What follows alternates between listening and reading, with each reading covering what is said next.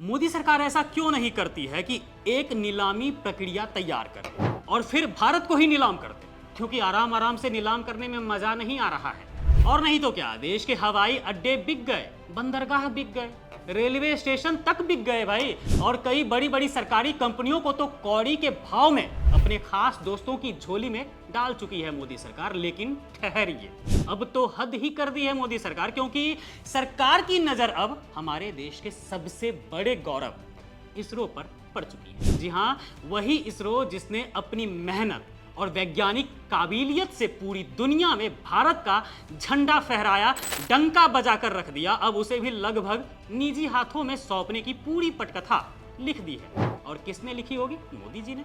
जरा इस खबर को ध्यान से सुनिए। दरअसल इंडिया टुडे के एक कार्यक्रम में इन स्पेस के चेयरमैन डॉक्टर पवन गोयनका ने जो खुलासा किया, उससे पूरा देश ही हैरान हो गया। उन्होंने सीधे सीधे कह दिया कि अब इसरो का काम रॉकेट और सैटेलाइट बनाना नहीं रहेगा, ये सारा काम अब निजी कंपनियों को दे दिया जाएगा। यानी इसरो अब सिर्फ रिसर्च सेंटर बनकर रह जाएगी, यहीं तक। इसी कड़ी में स्मॉल सैटेलाइट लॉन्च व्हीकल यानी एसएसएलवी की पूरी टेक्नोलॉजी और अधिकार बेच दिए गए।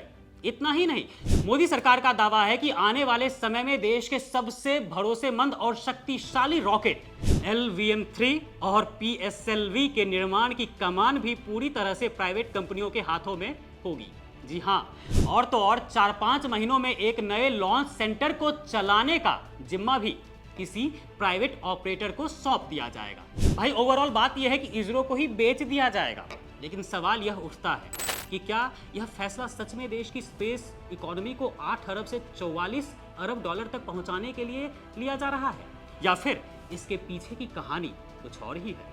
दरअसल जब भी कोई सरकारी संपत्ति या सेक्टर प्राइवेट करने की बात आती है तो सबसे पहला नाम किसका दिमाग में आता है? जी हां, मोदी जी के प्रिय मित्र अडानी जी का। और यह कोई हवाई बात नहीं है। 2025 की शुरुआत में ही ये खबरें सामने आने लगी थी कि इसरो के छोटे सैटेलाइट लॉन्च व्हीकल यानी एसएसएलवी को बनाने की रेस में अडानी ग्रुप की कंपनी पूरी ताकत से उतरी हुई है। जी हां, अडानी एंटरप्राइज, यानी जिस इसरो को देश के वैज्ञानिकों ने दशकों के पसीने से सींच कर खड़ा किया, जिसकी सफलताओं पर हर भारतीय का सीना गर्व से चौड़ा होता गया।